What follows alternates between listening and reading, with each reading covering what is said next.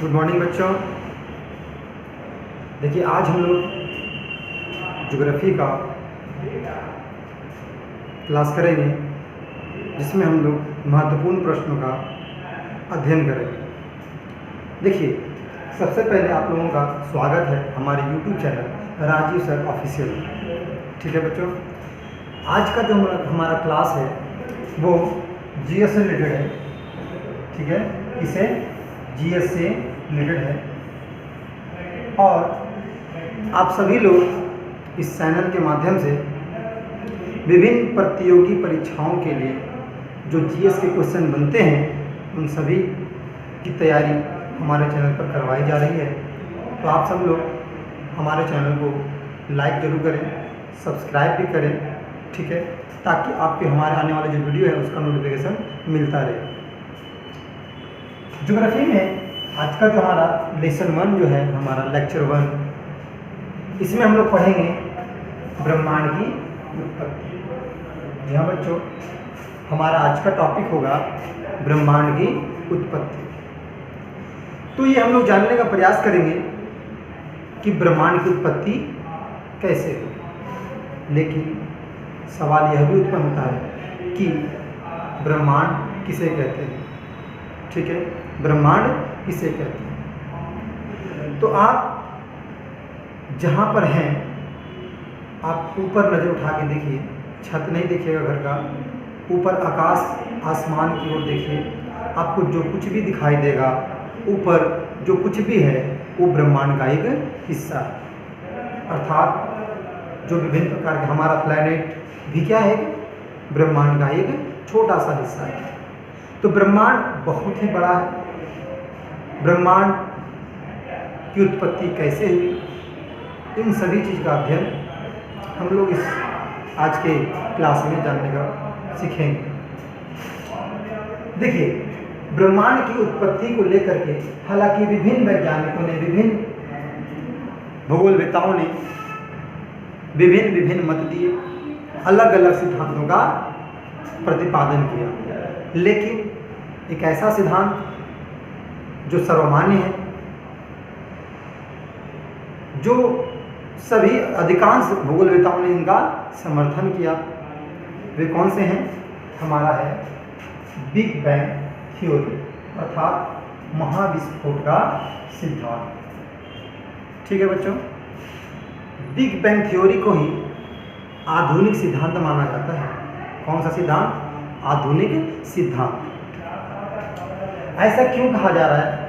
इस सिद्धांत पर आखिरकार इतना अत्यधिक बल क्यों दिया गया है?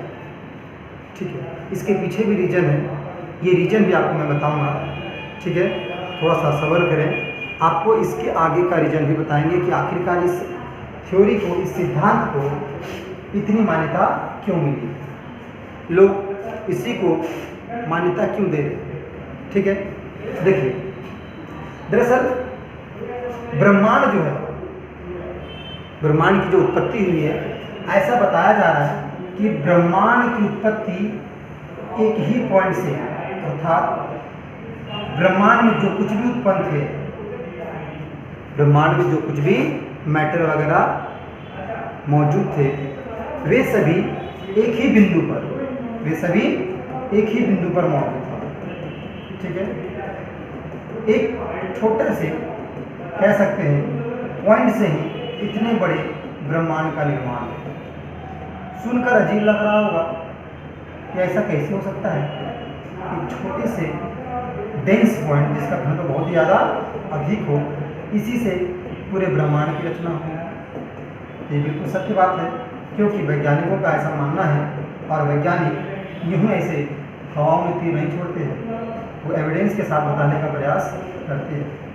ठीक है, तो वैज्ञानिकों ने अगर यह बात कहा है कि ब्रह्मांड की उत्पत्ति एक सघन बिंदु से हुआ है, एक छोटे से गोले के आधार का, आप देख सकते हैं गेंद के आकार का एक पॉइंट था। इसका एक इमेज आपको दिखाते हैं, देखिए ये देख सकते हैं आप इसको, ये है वो सघन पॉइंट, ये वो पॉइंट है, आप देख सकते हैं। इसके अंतर्गत लगभग जितने भी अंतरिक्ष के मैटर हैं, छोटे छोटे कण दिख रहे हैं, सभी लोग एक ही जगह केंद्रित थे। ऐसा क्यों? क्योंकि वैज्ञानिकों के द्वारा यह बताया गया कि इसके अंदर 3 चीज मुख्यतः पाया गया। क्या क्या पाया गया? सबसे पहले पाया गया कि इसके अंदर गुरुत्वाकर्षण, क्या था? गुरुत्वाकर्षण, अर्थात इसके अंदर जो है वो गुरुत्वाकर्षण कैसा था? बहुत ही अधिक था। इतना अधिक था गुरुत्वाकर्षण, ग्रेविटी इतना अधिक था कि चारों ओर जो भी मैटर थे सबको अपनी ओर खींच करके एक जगह केंद्रित कर दिया। ठीक है, तो इस डेंस पॉइंट पर, इस एक बिंदु पर अधिक मात्रा में क्या मिला? गुरुत्वाकर्षण बहुत ही अधिक था, बहुत ही अधिक था। और गुरुत्वाकर्षण अधिक होने के कारण हमारा घनत्व जो है, इस डेंस पॉइंट का घनत्व वो भी अधिक बढ़ जाता है। ठीक है, ये भी अधिक बढ़ जाता है। आप देख सकते हैं इस छोटे से सेंटर पॉइंट में, इस छोटे से पॉइंट में छोटे छोटे कण आपस में इतने सटे हुए हैं, इतने सटे हुए हैं, इतने सटे हुए हैं कि आप बता नहीं सकते हैं कि इसका घनत्व कितना है। ठीक है, तो दूसरा चीज़ क्या पाया गया इस पॉइंट पर? कि उनका घनत्व सबसे ज़्यादा था, बहुत ही अधिक था। अधिक नहीं, बहुत ही अधिक था, बहुत ही अधिक था, हाई था। और तीसरा, इसके अंदर उत्पन्न हुआ ऊर्जा। क्या उत्पन्न हुआ? ऊर्जा। और ऊर्जा भी आप इसके सेंटर में देख सकते हैं, जहाँ पर किसी भी मैटर का, किसी भी पदार्थ का डेंसिटी बढ़ जाता है तो उसके केंद्र में ऊर्जा उत्पन्न होती है। और इस पॉइंट के अंदर, इसके नाभिक में, इसके गर्भ में, इस पॉइंट के बीचों बीच ऊर्जा की मात्रा भी बहुत ही अधिक थी। ठीक है, ऊर्जा की मात्रा भी बहुत ही अधिक थी। तो आप क्या जाने कि इस डेंस पॉइंट, ये जो हमारा डेंस पॉइंट है, इसी से हमारे ब्रह्मांड की उत्पत्ति हुई। इसके अंतर्गत, इसके अंदर ग्रेविटी का जो बल था वो बहुत ही अधिक था, घनत्व भी बहुत ही अधिक था, जिसके कारण ऊर्जा भी इसके अंदर बहुत ही अधिक था। ये इन सभी चीज होने के कारण ऊर्जा इतना अत्यधिक हो गया कि ये बर्दाश्त नहीं कर सका और क्या हुआ? ये बिखर गया। क्या हो गया? ये बिखर गया, अर्थात इसके अंदर एक महाविस्फोट हो गया। आप इस इमेज में देख सकते हैं, ये वो सेंटर पॉइंट है, ये वो डेंस बिंदु है। इसके केंद्र में इतना ऊर्जा उत्पन्न हुआ कि ये चारों ओर देख सकते हैं आप, पूरा का पूरा महाविस्फोट हो गया। ठीक है, पूरा का पूरा क्या हो गया? महाविस्फोट हो गया। और जो भी इसके अंदर पदार्थ थे वो सब के सब बाहर फैल गए। अर्थात आप समझिए बात को कि इस डेंस पॉइंट में आप समझ सकते हैं, ये जो हमारा डेंस पॉइंट है, ये क्या हो गया? ये विस्फोट के बाद चारों ओर बिखर गया। चारों ओर क्या हो गया? बिखर गया। अब वैज्ञानिकों का ये मानना है कि ब्रह्मांड की उत्पत्ति कितना साल पहले हुआ, ये महाविस्फोट कितने वर्ष पहले हुए? तो ऐसा बताया गया है कि यह महाविस्फोट 15 अरब वर्ष, कितना? 15 अरब वर्ष। 15 अरब को ही कहा जाता है मिलियन, अरब को कहा जाता है मिलियन, अर्थात 15 अरब वर्ष पहले यह घटना घटित हुई। कौन सी घटना? बिग बैंग की घटना। ठीक है, यह घटना कितने वर्ष पहले घटित हुआ? 15 अरब कह सकते हो या फिर 15 मिलियन वर्ष पहले कह सकते हो। ठीक है, तो इतने वर्ष पहले बिग बैंग की घटना हुआ। एक डेंस पॉइंट पर सारे चीज मौजूद थे, केंद्रित थे, जिसके क्यों मौजूद हुए? क्योंकि इसके अंदर ग्रेविटी था। ठीक है, यहाँ पे घनत्व अत्यधिक हो गया, इसमें ऊर्जा अधिक उत्पन्न हो गई। तो डेंस होने का कारण क्या था? ग्रेविटी। और विस्फोट होने का कारण क्या था?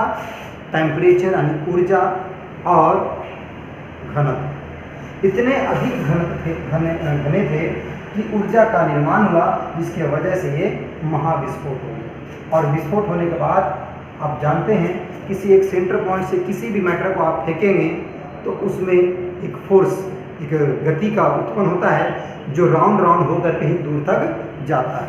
ठीक है, तो ब्रह्मांड इसी डेंस पॉइंट से क्या हुआ, पूरे ब्रह्मांड की उत्पत्ति हुई। चारों ओर जो है इसमें जो भी कुछ तत्व थे वो चारों ओर फैल गए। ठीक है, तो ये महाविस्फोट की घटना कब हुआ, 15 अरब वर्ष पहले होता है। कितने अरब वर्ष पहले, 15 अरब वर्ष पहले। अब देखिए सबसे पहली बात, जब ये विस्फोट हुआ, अलग अलग दिशाओं में चारों ओर जब फैलना शुरू हो गया, आप देख सकते हैं, तो इससे 3 चीज की उत्पत्ति हुई। ठीक है, इस विस्फोट से किस चीज की उत्पत्ति हुई, 3 चीज की उत्पत्ति हुई। क्या क्या, तो देखिए, अगर मैं कहूँ इस सेंटर पर इस पॉइंट पर अगर विस्फोट हुआ तो इससे क्या क्या उत्पन्न हुआ। सबसे पहले पदार्थ, क्या पदार्थ, इसको हम कह सकते हैं मैटर। क्या कह सकते हैं, मैटर। ठीक है, इस चीज की उत्पत्ति हुई क्योंकि उस डेंस पॉइंट में बहुत से ऐसे कण होंगे, धूलकण होंगे, जो टूट करके ब्लास्ट होने के बाद, विस्फोट होने के बाद काफी दूर दूर तक फैल गया। ये पहला चीज क्या हो गया, उत्पन्न हुआ। कब, महाविस्फोट के बाद। उसके बाद शुरू होता है क्या उत्पन्न हुआ, क्या पाया गया, समय। ठीक है, और तीसरे नंबर पर पाया गया हमारा स्थान, जिसको हम कहते हैं स्पेस। क्या कहते हैं, स्पेस। ठीक है, और ये टाइम। तो इन 3 चीजों का निर्माण होता है कब, महाविस्फोट के बाद। इन तीनों चीजों का उद्भव होता है, जो कह सकते हो जन्म कहना, जो कहना कह सकते हैं। क्यों, क्योंकि विस्फोट होने के बाद इनके अंदर जो भी कुछ मौलिक कण थे, आप देख सकते हैं छोटे छोटे कण आपको दिखाई दे रहे हैं, ये भी जन्म लिए। और चूंकि यह घटना 15 अरब वर्ष पहले हुआ और यहीं से समय की शुरुआत माना जाता है, उसके पहले क्या था ये हमें पता नहीं है। आई थिंक कि किसी को पता नहीं। ठीक है, वैज्ञानिक भी इसके पहले के समय को कैलकुलेशन करने में असमर्थ हैं, इसलिए समय के बारे में यहीं से लोग, वैज्ञानिक लोग जो है बताते हैं, यहीं से समय की शुरुआत हुआ और यहीं से स्थान, स्पेस का शुरुआत हुआ। क्यों, क्योंकि जब सेंटर पॉइंट से, अब सोचिए इस बिंदु से इस बड़ा सा गोला को हम फोड़ेंगे तो टूट करके अलग अलग 2 गोले में हो जाएगा। इधर देख सकते हैं ये अलग अलग टुकड़े में बट गया, तो आप देख सकते हैं 2 पॉइंट के बीच में किस चीज़ की उत्पत्ति हुई, स्पेस की, स्थान की, और वहीं से हमारा निर्माण होता है स्पेस, जिसको हम लोग कहते हैं अंतरिक्ष। और अंतरिक्ष में सब लोग जाते भी। तो खाली स्थानों का भी निर्माण कब हुआ, बिग बैंग की घटना के बाद हुआ। समय की उत्पत्ति भी कब से माना जा रहा है, बिग बैंग की घटना के बाद से माना जा रहा है। और पदार्थ की उत्पत्ति भी कब से माना जा रहा है, बिग बैंग की घटना से बाद से माना जा रहा है। अब ये जान लीजिए कि पदार्थ में क्या मिला, पदार्थ में हमें क्या मिला। पदार्थ में हमें बहुत ही अत्यंत, कह सकते हैं बहुत ही छोटे छोटे, अत्यंत ही छोटे छोटे मौलिक कण मिले। कौन से कण, मौलिक कण मिले। आप जिसको कह सकते हैं इलेक्ट्रॉन, क्या कह सकते हैं, इलेक्ट्रॉन। ठीक है, न्यूट्रॉन, क्या कह सकते हैं, न्यूट्रॉन, और प्रोटॉन, और क्या मिल सकता है, प्रोटॉन।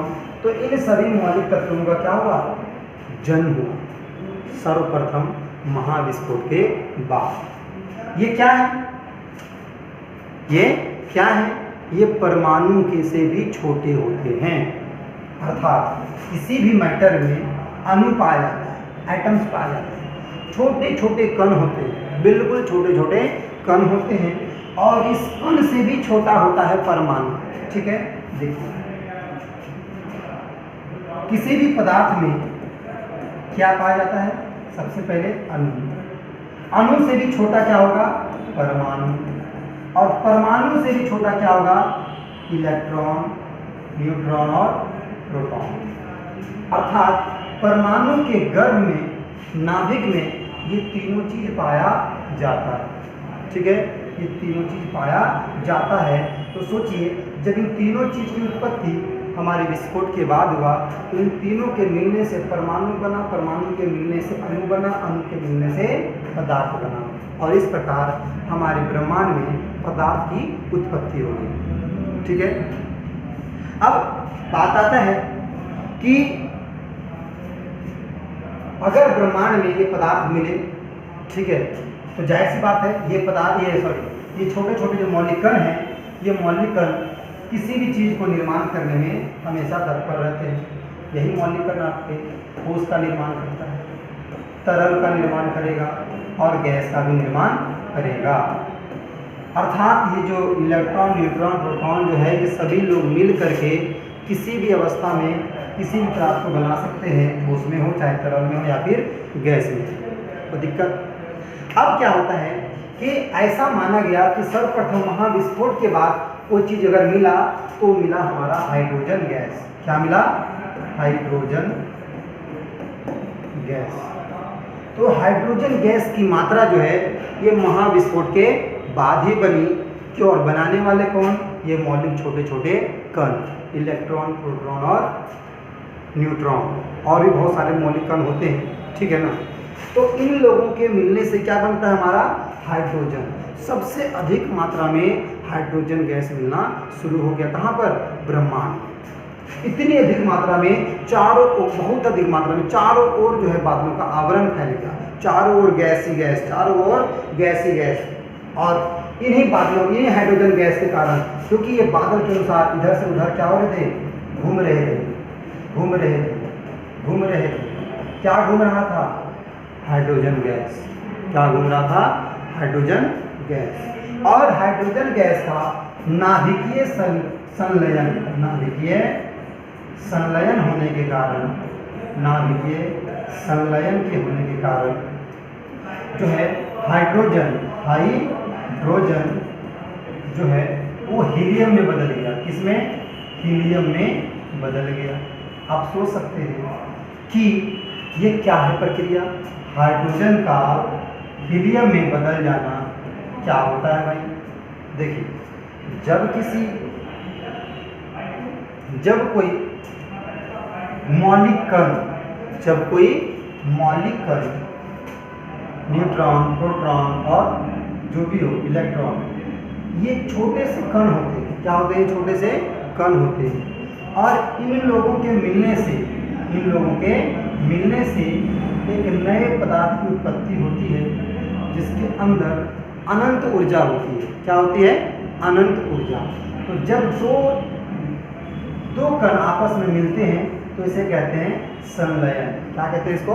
संलयन। ठीक है।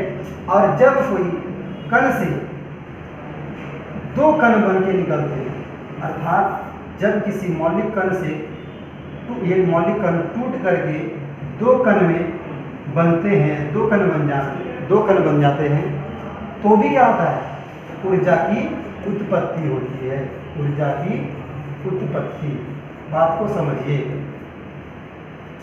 दो कणों के मिलने से एक नया कण बन गया, और एक ही कण के टूटने से दो नया कण बन गया। दो कणों के मिलने से एक नया कण बन गया, इसलिए इसको कहते हैं संलयन। क्या कहते हैं इसको? संलयन। और एक कण से जब टूट करके नाभिकीय विखंडन होता है, और इसके नाभिक मतलब छोटे छोटे कण, इलेक्ट्रॉन, प्रोटॉन और न्यूट्रॉन टाइप के। तो जब एक कण से टूट करके दो कण बन जाते हैं तो इसे कहते हैं विखंडन। क्या कहते हैं इसको? विखंडन। बात आया समझ में? विखंडन होने से क्या होता है? एनर्जी तो इसमें भी बन रही है, एनर्जी तो इसमें भी बन रही है, लेकिन क्या है कि इसमें दो नाभिकों के मिलने से एक नया एनर्जी उत्पन्न हो रहा है, जो कि इसकी एनर्जी अनंत होती है, काफ़ी दिनों तक होती है, कई सालों तक होती है। लेकिन एक कण से जब कोई दो कण बन जाता है तो ये भी एनर्जी का निर्माण करती है, लेकिन इसका लाइफ ज़्यादा दिनों तक नहीं होता है। तो बात समझिए, आपने सुना कि भाई ब्रह्मांड में सबसे ज़्यादा गैस कौन सा है? हाइड्रोजन का गैस है। और ध्यान से सुनिएगा, परमाणु बम में भी हाइड्रोजन का प्रयोग किया जाता है। ठीक है। तो हमारे ब्रह्मांड में भी हाइड्रोजन, परमाणु में भी हाइड्रोजन। बस दोनों में अंतर यही है कि हमारे ब्रह्मांड में संलयन हो रहा है और परमाणु बम में क्या कौन सा प्रक्रिया को प्रयोग किया जाता है, विखंडन का। उसमें कुछ ही मात्रा में हाइड्रोजन देने से जब वो ब्लास्ट करता है तो उसके एक छोटे से कण कई कणों को जन्म देते हैं, फिर वो कई कण कई कणों को जन्म देते हैं। इससे छोटा सा बम गिरने से आप देखते हुए कई सारे धमाके, गुब्बारे, जो उसके ऊर्जा है वो धीरे धीरे और बड़ा होता जाता है। गिरा था छोटा सा बम, लेकिन बड़ा होकर के इतना बड़ा चारों ओर इसका जो है लावा फैल गया। फिर इसमें क्या हुआ, इसके भी कण अलग अलग हुए तो और भी बड़ा बन गया। समझ रहे बात को। तो हाइड्रोजन के दो तरह से ऊर्जा उत्पन्न होते हैं किसी भी चीज़ में, किसी भी नाभिकीय संलयन, नाभिक से दो तरह से ऊर्जा उत्पन्न होता है, एक होता है संलयन से, दूसरा होता है विखंडन से। तो हमारा जो ब्रह्मांड में जो स्टार्स हैं उसकी उत्पत्ति किससे हो रही है, संलयन से। तो हाइड्रोजन जो गैस है ये चारों ओर घूमने से इसका जो सेंटर पॉइंट में इसकी मात्रा अधिक हो गई और अधिक होने से जो इसका नाभिक है, जो इलेक्ट्रॉन प्रोटॉन है, ये दो कण मिल करके एक नया गैस की उत्पत्ति कर दिया, जिसे कहते हैं हाइड्रोजन का हीलियम में संलयन हो जाना, जिसके वजह से ऊर्जा उत्पन्न हुआ और ऊर्जा उत्पन्न होने से हमारे स्टार्स निहारिका का उत्पत्ति हुई और इसके बाद स्टार बनकर चमकना शुरू कर दिया। इसका ऊर्जा जो है अनंत है, ये बहुत ही करोड़ों वर्षों के बाद इसका ऊर्जा कम होना शुरू होता है। इसीलिए आप देख सकते हैं हमारे इस पृथ्वी पर सन की गर्मी हमेशा बढ़ती रहती है, घटने का नाम नहीं ले रही। समझ में आ गया। अब बात आता है, अब ये समझना आपको आ गया होगा कि बिग बैंग थ्योरी क्या है, इसकी घटना कब हुई, तो 15 अरब वर्ष पहले हुई। ठीक है, क्या हुआ, एक ही सेंटर पॉइंट पर बहुत ही सारे मैटर जो है एक जगह इकट्ठे थे, जिसके कारण, किस कारण से इकट्ठा हुए, क्योंकि इसके अंदर ग्रेविटी था। ग्रेविटी के कारण इसका घनत्व बढ़ गया, घनत्व बढ़ने के कारण ऊर्जा बढ़ गया, ऊर्जा बढ़ने के कारण क्या हो गया, फट गया, महाविस्फोट हो गया, बिग बैंग हो गया। ठीक है, और बिग बैंग होने से हमारा क्या, 3 चीज़ों का निर्माण हुआ। क्या क्या निर्माण हुआ, मैटर का निर्माण हुआ, क्या निर्माण हुआ, समय का निर्माण हुआ, और क्या हुआ, स्थान का निर्माण हुआ। तो क्या हुआ, स्थान का निर्माण हुआ। उस समय में कोई भी मैटर वगैरह ज़्यादा नहीं था, सब छोटे छोटे कण थे, लेकिन करोड़ों वर्षों तक ये इधर से उधर घूमते रहते थे, घूमते घूमते घूमते घूमते ग्रेविटी, छोटे कण की ग्रेविटी एक दूसरे से सट के चिपकते चिपकते चिपकते चिपकते धीरे धीरे बड़ा होना शुरू हो गया। ठीक है, तो इसके बाद ये जानना बहुत जरूरी है, ये आपको पता चल गया कि ब्रह्मांड की उत्पत्ति कैसे हुई। ठीक है, महाविस्फोट से हुई। और अब ये जानना जरूरी है कि इसका यह जो सिद्धांत है इसका प्रतिपादन किसने किया। बिग बैंग थ्योरी सिद्धांत का प्रतिपादन किसने किया, तो किया था जॉर्ज लेमैत्रे। किसने, लेमैत्रे। ठीक है, जॉर्ज लेमैत्रे ने इसका सिद्धांत प्रतिपादित किया। कब किया, 1927। इन्होंने ही कहा था कि हमारे जो इस ब्रह्मांड की उत्पत्ति हुई एक डेंस पॉइंट से, एक छोटे से फुटबॉल के आकार का एक केंद्र से हुआ। इसमें सारे पदार्थ, सारे कण एक जगह पर मौजूद थे। लेकिन इस सिद्धांत को क्यों माना जाएगा, क्योंकि एक वैज्ञानिक थे जिनका नाम था एडविन हब्बल। क्या नाम था, एडविन हब्बल। आप उनका नाम सुने भी होंगे। एडविन हब्बल जो हैं, एडविन हब्बल जो हैं, इन्होंने एक टेलीस्कोप, एक दूरबीन बनाया। ठीक है, और उसको अंतरिक्ष में भेजा। उसको कहाँ भेजा, अंतरिक्ष में भेजा। और उस हब्बल टेलीस्कोप, उसका नाम ही रख दिया गया हब्बल टेलीस्कोप। उस टेलीस्कोप के माध्यम से यह देखा गया कि दो गैलेक्सियां, दो आकाश गंगाएं एक दूसरे से क्या हो रही है, दूर जा रही है, एक दूसरे से दूर जा रही है। ठीक है, तो एडविन हब्बल ने भी क्या किया, जॉर्ज लेमैत्रे का जो सिद्धांत था इस पर मुहर मार दिया कि नहीं, इसका सिद्धांत बिल्कुल सही है। आप कहेंगे सर एडविन हब्बल ने देखा कि आपस में जो भी पदार्थ हैं ब्रह्मांड में ये एक दूसरे से दूर जा रहे हैं, तो इसने क्यों कर दिया प्रूफ कि बिग बैंग थ्योरी सही है। क्योंकि जब कोई चीज़ सेंटर पॉइंट से, बात समझिएगा, जब कोई चीज़ सेंटर पॉइंट से बाहर की ओर जाता है तो जितना वो दूर जाता है वो उतना फैलता है। ठीक है, अब सोचिए इस सेंटर पॉइंट पर था सब कुछ जमा, अब ये जैसे ब्लास्ट हुआ ये धीरे धीरे फैलना शुरू हो गया। तो आप देख सकते हैं हमारे हाथ की उंगली अभी कितना दूर पर है, जैसे जैसे नजदीक सेंटर पे जाएगा ये धीरे धीरे सटना शुरू हो जाएगा। आप बता सकते हैं अगर दो गैलेक्सियाँ, सोच लीजिए हमारा दो उंगली क्या है, गैलेक्सी है, या ये पांचों उंगली क्या है, गैलेक्सी है, ये धीरे धीरे क्या हो रहा है, दूर जा रहा है। दूर होने का मतलब क्या हुआ कि एक समय में ये एक जगह पर केंद्रित होंगे। बात समझ में आ रहा है? गैलेक्सियाँ अगर एक दूसरे से दूर हो रही है, गैलेक्सियाँ अगर एक दूसरे से दूर हो रही है तो इसका मतलब ये हुआ कि एक समय था बहुत वर्ष पहले जब ये सभी गैलेक्सियाँ एक जगह एक केंद्र पर केंद्रित होगा, तभी तो ये दूर जा रहे हैं। और इस चीज़ की पुष्टि किसने किया? हमारा हब्बल टेलीस्कोप ने, जो इन्होंने देख करके बताया कि दो गैलेक्सियाँ क्या हो रही है, आपस में दूर जा रही हैं। सिर्फ दो नहीं बल्कि जो भी चीज़ है सब एक दूसरे से दूर जा रही है। तो ये प्रूफ हो गया कि ये सभी चीज़ एक समय में एक जगह पर केंद्रित थे, इससे इस सिद्धांत की पुष्टि हो जाती है कि बिग बैंग सिद्धांत बिल्कुल सही सिद्धांत है, इसलिए इसको ज़्यादा मान्यता मिल गया है और इसे आधुनिक सिद्धांत के नाम से भी जाना जाता है। तो आप लोगों को इसमें किसी तरह का तो दिक्कत नहीं हुआ होगा बिग बैंग सिद्धांत के बारे में। ठीक है, तो एक बार हम लोग ट्राई कर लेते हैं, रिवीजन कर लेते हैं क्या क्या है। बिग बैंग थ्योरी किसने दिया? जॉर्ज लेमेत्रे ने दिया। कब दिया? 1927 में दिया। और इसको प्रमाणित किसने किया, प्रूफ कौन कर दिया?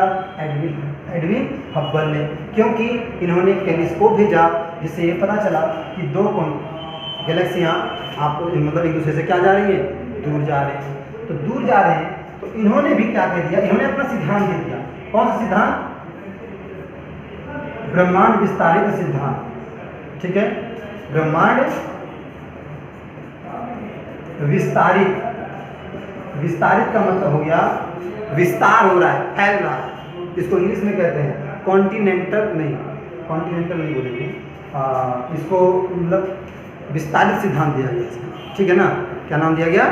ब्रह्मांड का विस्तार होना। हालांकि इसका आप इंग्लिश में इसे क्या बोलते हैं आपको बता ही देते हैं। इसे